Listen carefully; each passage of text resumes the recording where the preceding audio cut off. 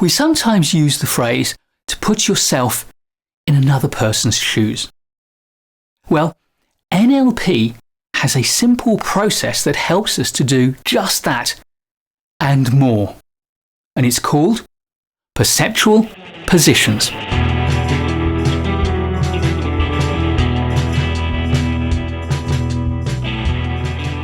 The most effective negotiators tend to be the sorts of people who can see something from multiple points of view. When Grinder and Judith Delozier modelled a number of effective negotiators, they discovered 3 principal positions that negotiators are able to see the negotiation from, and they labelled these first position, second position, and third position. First position, your own shoes. First position is the position to take when you want to get in touch with your own priorities, what you want, how you feel about things. It's ideal for goal setting, and it's also valuable for understanding what's blocking you from making a decision, or perhaps making you feel bad about a decision you think you need to take. Finally, first position is a valuable position to take when you want to be more assertive. Second position, their shoes. In second position, your aim is to see the world through their eyes, to get a sense of what's important to them, how they feel about the situation, and what's motivating their choices. This will give you ideas about how to handle the situation, to build and strengthen rapport, and get the best out of a collaboration.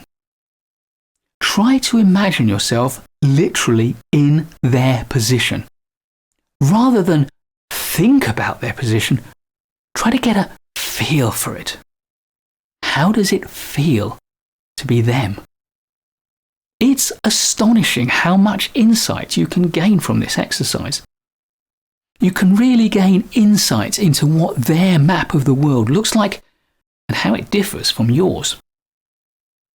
This, in turn, will help you to understand their behaviours and their choices. And in a negotiation, to frame your options in a way that is likely to resonate best with them. Third position, objective observer. This is your chance to see things as a neutral observer would see them. It can help you take the emotions out of a situation, and it can also help you to see things that you missed from your own perspective or from the perspective of the other person. This can be particularly important if tempers are starting to rise and conflict is on the horizon. Third position also allows you to fill in some of the information gaps that your first position brain has just deleted. It can help you to build a better map of what's going on. And finally, rather like a fly on the wall, it can allow you to observe in a detached way the relationship between you in your first position and them. As an exercise, systematically adopting each of these 3 perceptual positions can give you a broader and far clearer understanding of a situation. This perceptual positions exercise is a great preparation for any high-stakes or complex or difficult or important conversation that you have to have. Step 1. Put yourself in your own shoes. See what you're seeing. Hear what you're hearing. Feel what you're feeling. Focus on what it's like to be you in this place at this time. Hold this position. Focus on yourself for 3 to 5 minutes. Then relax and move around a bit. Give it a bit of a shake and ready yourself for the second position. Now put yourself in the other person's shoes. See what they're seeing. Hear what they're hearing. Feel what it's like to be them. What might they be noticing? What may they be focusing on? What might be important to them? Again, hold this state for 3 to 5 minutes. Then, step out of it, move around a bit, clear your head, and ready yourself for the next position.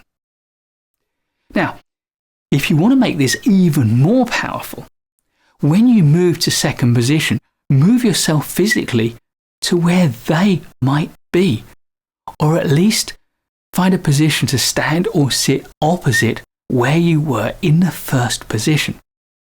This is called a Kinesthetic Perceptual Positions exercise, and physically moving yourself to different places for each of the 3 perceptual positions can only amplify the impact of it. Now step into the third position. Take the position of a detached observer. If you can, move physically to somewhere where you could observe both yourself in first position and them, your second position. From there, notice what you see, what you hear. How are they interacting? What's the dynamic? What are the things that are getting in the way of them communicating properly? What are their hopes, their aspirations, and what are they hiding? What do you notice? Again, hold this position for 3 to 5 minutes, observing what you would see as a fly on the wall. Then, relax, move about a bit, clear your head. And finally, return to your own shoes. And if you've been moving around, return to your original position. Now, how do you feel? And crucially, what have you learned? Of all the techniques in NLP, this is my favourite. It's the one I use most often myself, and it's the one that I get the best results from when I use it with a group. In fact, I have never used it with a group and not had the majority of people telling me afterwards that they feel they've learned something important from the process. It's a simple exercise. It requires little training to follow and facilitate. It's not deep and therapeutic, but it does give powerful insights. If there's one technique I would recommend you to look into, to practice, and to use either on yourself or to facilitate with a team, this is it. Please do give this video a like if you've enjoyed it or learned from it. I'll be making loads more great management courses videos for you, so please do subscribe to the channel and hit the notification bell so you don't miss any of them. I look forward to seeing you in the next video, and in the meantime, keep learning.